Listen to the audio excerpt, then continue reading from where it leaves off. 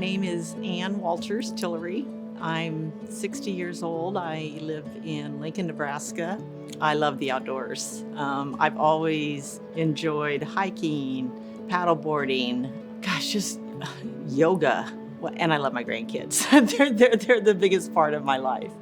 She has a ball of energy, lots of energy, very active, always has been really active, loves to be outside, hike, all about activities. She's always been adventure grandma to our kids, so she loves to go out to nature walks or the zoo. She's always been kind of always up for a good time. I had been working from home earlier that day, but I had these virtual meetings for Alzheimer's advocacy, and I decided to go into my office. Had a series of 3 virtual calls with our members of Congress, but the third one made my ask and started to share my mother's story of Alzheimer's. It seemed like I was getting really emotional, and I was looking in my screen, and I could see my face was starting to droop, my speech slurred, and I kept trying, as I was talking, trying to force the left side of my face up, and I had no control over it. Probably abruptly ended my story, and it was time to take the picture every time we're with a member of Congress's office. And I logged out. I stood up, and I immediately fell to the floor. My entire left side was already paralyzed, and this was within 5 minutes of noticing the first symptoms of stroke. Tried yelling for help, and nobody could hear me. Luckily, I had my phone in my hand, and I called 911. 911, where's your emergency? Help. I think I just had a stroke. What's your address? University of Nebraska Foundation, 3rd floor. I'm in the middle room. The door's closed. I can't get anybody's attention. Okay, just stay on the phone with me. I'm laying on the floor. Okay. I'm 60 years old. My name is Ann Tillery. The dispatcher stayed with me on the call and said they were sending help, would be right there. I was probably on the floor by myself for about 5 minutes, and I was no longer able to swallow, so my lungs were starting to be affected. I've never felt so alone in my life, not knowing when somebody is going to walk through that door. It was happening so fast. Only 5 minutes had passed, and my entire left side of my body was shutting down, and I was just thinking how surreal this is. I was just on a call with people. The paramedics arrived in about 10 minutes. I was actually in the ER within 25 minutes of the first noticing of stroke signs.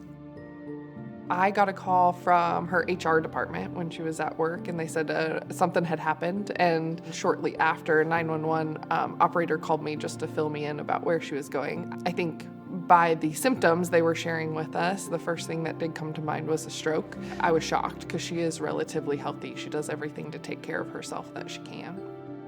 They were able to do a CT scan and identify that I had experienced a hemorrhagic stroke in the basal ganglia area of my brain, which controls movement.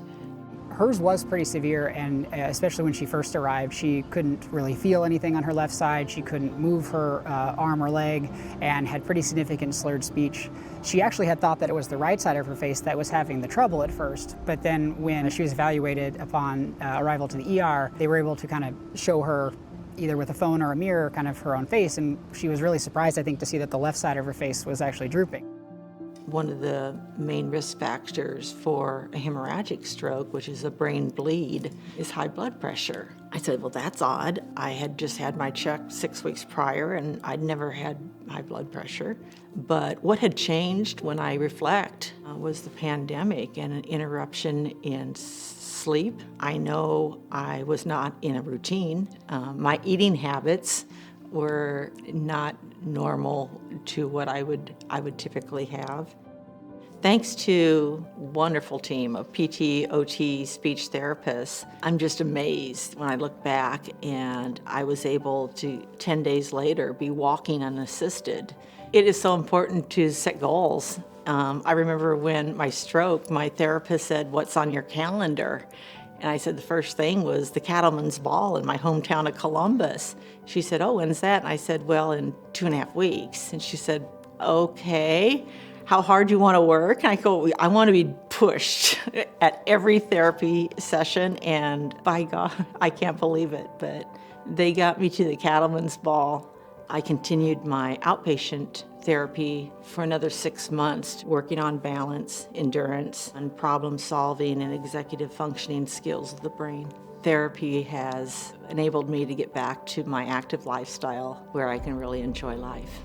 I don't think there was ever a doubt in her mind, even with the drastic difference from before and after, that she was going to get all of her skills back. That was never a thought. My sister and I were having thoughts about, gosh, she lives in a 2-story duplex on her own. How are we going to do this? And that was like not a concern she had, which was kind of bizarre. The biggest thing I think we learned is just the motivation to get better is so important to the recovery, and then people coming alongside of you to support that, whether that be a team of medical professionals or family or friends, grandkids, whatever that is, everybody can do their part. F. F stands for facial drooping. A. Stands for arm weakness. S. Stands for slurred speech. T. Time to call 911. All through med school residency, all of our education, we're taught time is tissue. And that means your brain tissue. And the sooner you get to us, the sooner we can fix it, regardless of what type of stroke it is, and the sooner we can get our specialist to see you. When you have something life-changing, such as a stroke, you really realize tomorrow is not promised. So enjoy today and make the most of it.